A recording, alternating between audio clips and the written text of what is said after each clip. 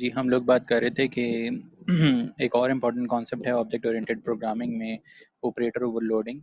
लेकिन operator overloading को discuss करने से पहले हम लोग इस एग्जांपल को थोड़ा सा एक्सटेंड करेंगे। अभी आप लोगों ने देखा कि हम लोगों ने बेसिकली ये एक फंक्शन है जो कंपेयर करता है दो रेक्टेंगल्स को on the basis of area.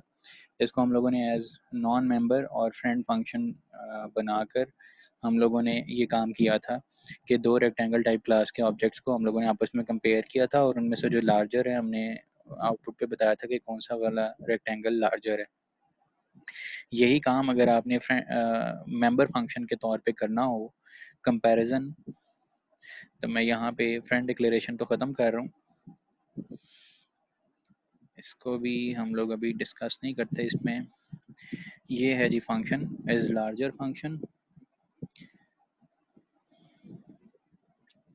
इस लार्जर फंक्शन को मैंने क्लास का मेंबर फंक्शन बना दिया। मैंने इसकी डेफिनेशन क्लास के अंदर ही लिख दी है। इंडेंट थोड़ा सेट कर लेते हैं जी। ये इंडेंटेशन भी सेट हो गई। प्रिंट फंक्शन से पहले मैंने इस लार्जर फंक्शन को क्लास के मेंबर फंक्शन के तौर पे ऐड कर लिया है। अब अगर मैंने मेन फंक्शन से इस फंक्शन को कॉल करना हुआ तो आपको पता है इज लार्जर, क्योंकि ये एक जनरल या जिस तरह आप लोगों ने देखा था लास्ट एग्जांपल के अंदर, ये एक नॉन मेंबर फंक्शन था और इसको आप इसका नाम लिखकर और इसके पैरामीटर पास करके इसको कॉल कर सकते थे। लेकिन अब इस लार्जर फंक्शन स्कोप में डिक्लेयर्ड नहीं है, बल्कि ये इस क्लास का मेंबर फंक्शन है और अगर आपने इसको कॉल करना है तो किसी न किसी रेक्टेंगल क्लास के ऑब्जेक्ट के थ्रू डॉट ऑपरेटर लगाकर ही आप इसको कॉल कर सकेंगे। लेकिन अब आप देखें तो यहाँ पे एक चीज़ आपको रेडंडेंट नज़र आ रही है, ये रिपीट हो रही है। जहाँ यहाँ आप इस फंक्शन को रेक्ट वन से कॉल कर रहे हैं और फिर आप दोबारा पैरामीटर के तौर पे रेक्ट वन पास कर रहे हैं। आउटपुट पे कोई इफेक्ट नहीं आएगा इन केस अगर आप यहाँ पे रेक्ट टू भी लिख देते या रेक्ट थ्री, रेक्ट फोर और रेक्ट फाइव कोई और पांचवी छठी रेक्टेंगल हो, लेकिन आपका जो कंपैरिजन है वो इन दो ऑब्जेक्ट्स के बेस दरमियान में हो रहा होगा। तो ये ज़्यादा फ्रूटफुल होगा इन केस आप देखें, आप जब दो रेक्टेंगल्स को कंपेयर करना चाहते हैं रेक्ट वन और रेक्ट टू को, तो इस फंक्शन की कॉल जो है वो इस तरह से अगर आप करें rect one dot is larger rect two, rect one के थ्रू हम इस फंक्शन को कॉल कर रहे होंगे और सेकंड ऑब्जेक्ट हम लोग इसको पैरामीटर के तौर पे पास कर रहे होंगे। कॉलिंग में अगर हमने उसका जो है वो सिग्नेचर चेंज किया है फंक्शन का, अब देखें यहाँ पर भी अब आपके पास पैरामीटर के तौर पे एक ऑब्जेक्ट होना चाहिए, दो ऑब्जेक्ट्स नहीं होने चाहिए। एक के थ्रू हम इसको कॉल कर रहे हैं, दूसरा हम इसको पैरामीटर के तौर पे पास करेंगे, वो यहाँ पर कॉपी हो जाएगा obj2 में। अब obj1 यहाँ पर कोई ऑब्जेक्ट नहीं है, बल्कि आप सिंपली ये लिख सकते हैं लेंथ टाइम्स विड्थ, बिल्कुल वैसे ही जैसे हम लोग पहले कॉल किया करते थे फंक्शंस को। आप इससे ऊपर वाले फंक्शन में या प्रिंट फंक्शन में एग्जांपल देखें तो अगर हम खाली लेंथ लिखते हैं और खाली विड्थ लिखते हैं, ये उस ऑब्जेक्ट की लेंथ या विड्थ होती है जिस ऑब्जेक्ट के थ्रू आपने इस फंक्शन को कॉल किया होता है। इसी तरह इस लार्जर फंक्शन को मैंने कॉल किया हुआ है रेक्ट वन के थ्रू और पैरामीटर में मैंने रेक्ट टू पास की हुई है। रेक्ट टू तो obj2 में कॉपी हो जाएगा और रेक्ट वन के थ्रू हमने इस फंक्शन को कॉल किया हुआ है। जहाँ कहीं भी मैं खाली लेंथ या खाली विड्थ लिख रहा हूँ तो ये फर्स्ट रेक्टेंगल की लेंथ या विड्थ है। यहाँ पर भी obj1 क्योंकि अब कोई ऑब्जेक्ट नहीं है, सेकेंड ऑब्जेक्ट जो है वो रेक्ट टू हम पैरामीटर के तौर पे पास कर रहे हैं। बेसिकली मैंने किया क्या है कि हमने इस लार्जर फंक्शन को नॉन मेंबर की बजाय अब मेंबर फंक्शन बना दिया है। तो डिफरेंस रियलाइज कर लें, क्योंकि नेक्स्ट कॉन्सेप्ट हम लोगों ने डिस्कस करना है ऑपरेटर ओवरलोडिंग, तो वहाँ पे भी ऐसे ही होगा। अगर आप ऑपरेटर ओवरलोड कर रहे हैं एज नॉन मेंबर फंक्शन तो आपको दोनों ऑब्जेक्ट्स, इन केस अगर आप दो ऑब्जेक्ट्स के ऊपर कोई ऑपरेशन परफॉर्म कर रहे हैं तो दोनों ऑब्जेक्ट्स पैरामीटर के तौर पे पास करने पड़ते हैं। और अगर आप मेंबर फंक्शन के तौर पे कोई फंक्शन क्रिएट कर रहे हैं और वो फंक्शन आपकी क्लास के दो ऑब्जेक्ट्स के ऊपर कोई ऑपरेशन परफॉर्म करता है, तो आपको दो पैरामीटर्स पास करने की ज़रूरत नहीं है, एक पैरामीटर आपको पास करने की ज़रूरत है। दूसरे ऑब्जेक्ट के थ्रू आप इस फंक्शन को कॉल कर रहे होंगे। मैं आपको कंपाइल एंड रन करके दिखाता हूँ जी। एग्जैक्टली जैसे पहले बिहेव कर रहा था फंक्शन, वैसे ही बिहेव करेगा। इस केस में हम लोगों ने रेक्टेंगल्स दोनों इक्वल रखी हुई थी, both both both are equal message आपको नज़र आ रहा है जी। तो ये था जी is larger function as member function of rectangle type class. एक और तरह से इस फंक्शन को देखते हैं, इसमें थोड़ी सी और अपडेशन करेंगे। फंक्शन जो है जी, वैल्यू रिटर्निंग फंक्शन हम इसको बनाने लगे।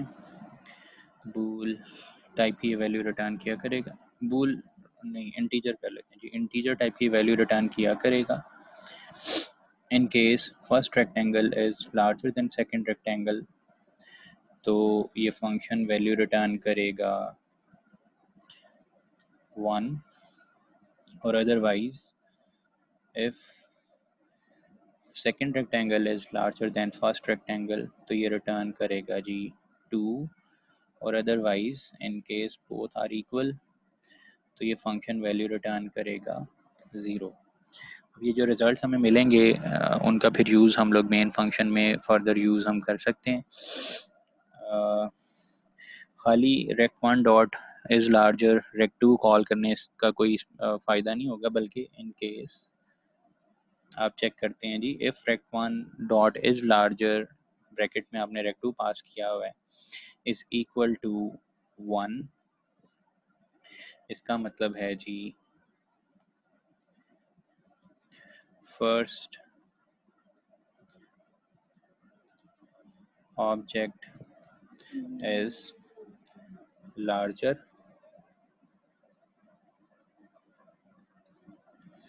otherwise else if rect1 dot is larger rect2 is equal to 2, it means second object is larger,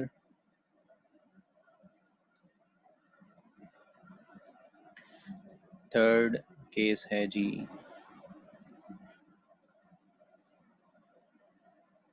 check करने की ज़रूरत नहीं है, और तीन ही वैल्यूज़ वहाँ से रिटर्न होंगी, दो हमने चेक कर ली हुई हैं, थर्ड को चेक करने की ज़रूरत नहीं है। आप विदाउट चेकिंग आप लिख सकते हैं बोथ आर इक्वल।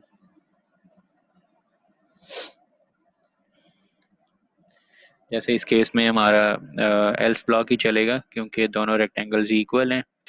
बहरहाल हम लोगों ने इसको कन्वर्ट किया या अपडेट किया इस लार्जर फंक्शन को। अब ये वैल्यू रिटर्निंग फंक्शन है और वैल्यू हम लोग मेन फंक्शन में गेट करके उसका फर्दर यूज़ कर रहे हैं।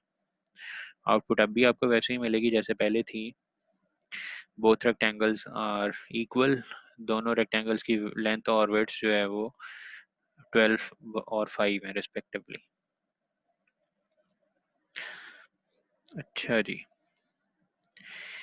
क्या ये अच्छा हो कि हम लोग यहाँ पे लिख सकें rect1 is greater than rect2, तो आप कहेंगे जी फर्स्ट ऑब्जेक्ट इज लार्जर, और अदरवाइज इसको रिवर्स कर लेते हैं। अभी सिर्फ एक ऑपरेटर, बेसिकली हम यहाँ पे कहते हैं कि ऑपरेटर ओवरलोड करेंगे और वो ऑपरेटर है जी greater than. In case rect1 is greater than rect2 तो लिखा हुआ नजर आ जाए आउटपुट पे फर्स्ट ऑब्जेक्ट इज ग्रेटर, और otherwise rect2 is greater than rect1 तो second object is larger, otherwise both are equal. लेकिन अब मसला ये हम लोग पहले भी काफ़ी पहले लेक्चर्स के अंदर डिस्कस करते रहे हैं जी, ये एक ऑपरेटर है और हम लोगों ने नहीं बताया हुआ कि ये ऑपरेटर हमारी बनाई हुई क्लास के ऑब्जेक्ट्स के ऊपर किस तरह ऑपरेशन परफॉर्म करता है। इसके दो ऑपरेंड्स हैं, ग्रेटर दैन ऑपरेटर है जी, ये एक बाइनरी ऑपरेटर है, इसको दो ऑपरेंड्स की ज़रूरत होती है। हमने दोनों ऑपरेंड्स भी लिखे हुए हैं लेकिन दोनों ऑपरेंड्स हमारी बनाई हुई डाटा टाइप के हैं, तो हमें बताना पड़ेगा कि ये ऑपरेटर हमारी ऑब्जेक्ट्स के ऊपर किस तरह ऑपरेशन परफॉर्म करेगा, अदरवाइज ये काम नहीं कर रहा जी। यहाँ पे भी एरर है, यहाँ पे भी एरर है। थोड़ा सा चेंज है हमारे पास, हम लोगों ने फंक्शन ऑलरेडी बनाया हुआ है जिसे हम कहते हैं ऑपरेटर ओवरलोडिंग। अगर हमने ऑपरेटर ओवरलोड करना है तो आपको एक फंक्शन ऐड करना पड़ता है। वो नॉन मेंबर भी हो सकता है और मेंबर फंक्शन भी हो सकता है। हम लोगों ने फिलहाल क्योंकि मेंबर फंक्शन के तौर पे इस लार्जर फंक्शन को बनाया हुआ है, हम लोग इसी को कन्वर्ट कर रहे हैं। फंक्शन का नाम आप फंक्शन के ऑपरेटर फंक्शन के सिंबल से रखते हैं। फंक्शन का सिंबल सॉरी ऑपरेटर का सिंबल जो है वो ये है। और इसके अलावा ऑपरेटर कीवर्ड फंक्शन बिल्कुल वैसे ही आपको नजर आ रहा है जी। फंक्शन की रिटर्न टाइप है। डिफरेंस एक ये है कि यहाँ पर एक ऑपरेटर कीवर्ड है और ऑपरेटर कीवर्ड के बाद उस ऑपरेटर का सिंबल जिसको आप ओवरलोड कर रहे हैं, इसे हम कहते हैं ऑपरेटर ओवरलोडिंग। यहाँ पर हम लोग ओवरलोड कर रहे हैं जी। यहाँ पर हम ऑपरेटर ओवरलोड कर रहे हैं जी। Overloading greater than operator. थोड़ा सा इस पे ऑब्जेक्शन है, अभी हम लोग इसको डिस्कस करेंगे क्या ऑब्जेक्शन है जी, उसको हम लोग कैसे सेट कर सकते हैं, उस पर हम लोग आगे बात करेंगे। खैर हेडर आप देख लें जी, आप इस तरह से ऑपरेटर ओवरलोड कर सकते हैं। और अब अगर मैं इसको कंपाइल एंड रन करता हूँ, आपका सामने आपके आउटपुट नज़र आ रही है, आपका कोड एग्जीक्यूट हुआ है और कोई एरर नहीं आया यहाँ पर जहाँ पहले आ रहा था। आपने देखा है दो जगह पर हम लोगों ने ग्रेटर देन ऑपरेटर यूज़ किया हुआ है। ग्रेटर देन ऑपरेटर ही हमने ओवरलोड किया है। आपने देखा होगा मैंने यहाँ पे ये एक यूज़ किया था। अदरवाइज आप ये काम भी कर सकते थे, लेकिन इसके लिए फिर हमें ये लेस देन ऑपरेटर भी ओवरलोड करना पड़ेगा। इस वजह से मैंने ऑपरेंड्स चेंज कर दिए थे, ऑपरेटर वैसे ही रहने दिया था, क्योंकि हम लोगों ने भी सिर्फ एक ऑपरेटर ओवरलोड किया, इज लार्जर। हम ये चेक करते हैं first operand is larger than second, तो हमारा रिजल्ट जो है वो वन आता है, और अदरवाइज रिजल्ट जो है वो सेकंड ऑब्जेक्ट के केस में हमें मिल जाता है। और इन केस अब हम ये यूज नहीं कर सकते। यहाँ पे आपने देखा है अभी हम लोगों ने पहले जैसे लिखा हुआ था rect two is greater than rect one, क्योंकि हमने ग्रेटर देन ऑपरेटर ओवरलोड किया हुआ है तो ये दोनों जगहों पे ये काम कर रहा है, लेकिन एक्सप्रेशन डिफरेंट है अगर आप गौर करें तो। फर्स्ट एक्सप्रेशन में मैं चेक कर रहा हूँ जी, rect one is greater than rect two, तो हम कहते हैं first object is greater. Second expression में हम लोग चेक कर रहे हैं rect two is greater than rect one, तो हम कह देते हैं सेकंड ऑब्जेक्ट इज ग्रेटर, और अदरवाइज बोथ आर इक्वल।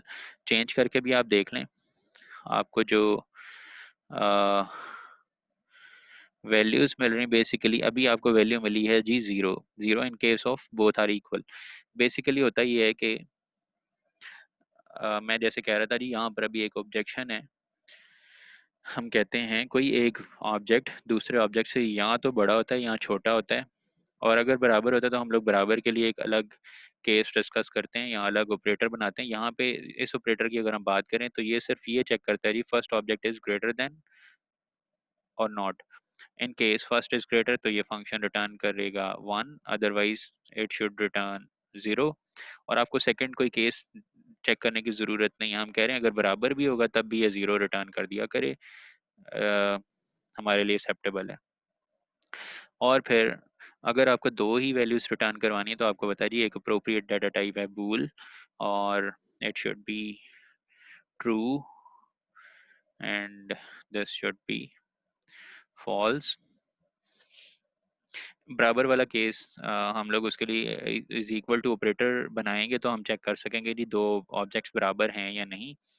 फिलहाल हम लोग ये चेक करते हैं कि जी first object is greater than second object और नॉट। इन केस अगर बराबर भी होते हैं तो भी हमें ये रिजल्ट फॉल्स देगा, और अदरवाइज हम लोग वैल्यूज थोड़ी सी चेंज करते हैं। सेकंड ऑब्जेक्ट इज 13/5 और फर्स्ट ऑब्जेक्ट इज 12/5।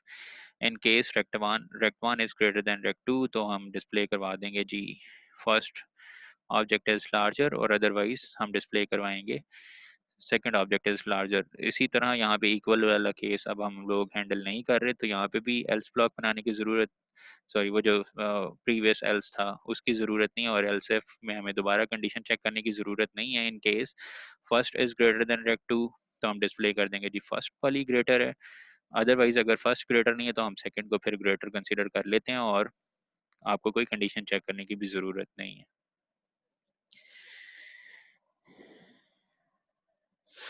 ठीक है जी, सेकंड ऑब्जेक्ट इज लार्जर। हम लोगों ने हमारा जो सेकंड डाटा यहाँ पे हमारे दोनों टाइम फर्स्ट ऑब्जेक्ट का नजर आ रहा है, इससे कंफ्यूज नहीं होना आप लोगों ने।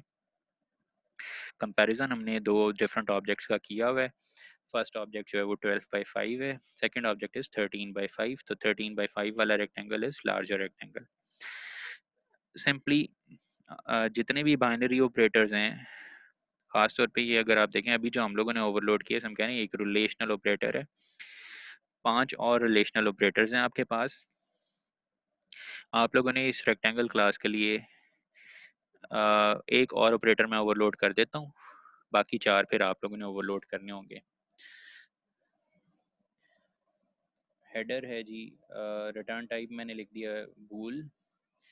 ये 6 के 6 ऑपरेटर्स जो रिलेशनल ऑपरेटर्स जिन्हें हम कह रहे हैं, ये कंपैरिजन करते हैं दो ऑब्जेक्ट्स का, और इनके रिजल्ट्स हमेशा बाइनरी टाइप के आते हैं या बुलियन टाइप के आते हैं जी। यहाँ तो ट्रू आते हैं, यहाँ पर फॉल्स आते हैं।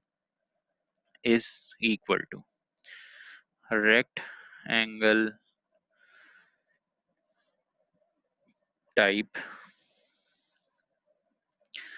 object 2, for instance, if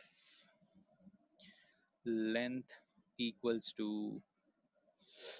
obj2 dot length and width equals to obj2 dot width,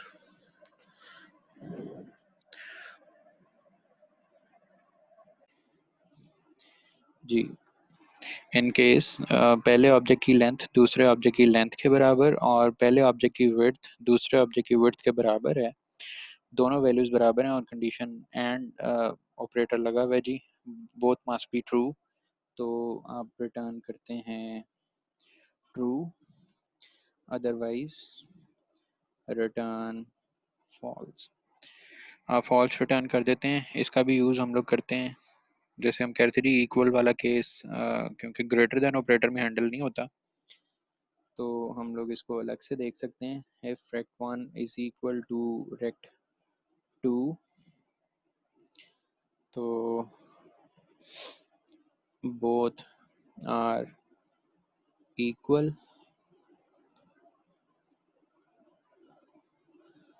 otherwise unequal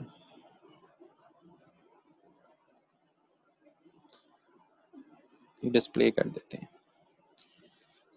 ठीक है जी, compile and run. First time आपको ये नज़र आ रहा है जी, second object is basically second object is larger. अगर एक लार्जर है तो फिर वो बराबर नहीं हो सकती, तो आपको यहाँ पर एल्स ब्लॉक चलता हुआ नज़र आएगा, इसका भी अनइक्वल आपको मैसेज डिस्प्ले हो रहा होगा, since rect 1 is not equal to rect 2।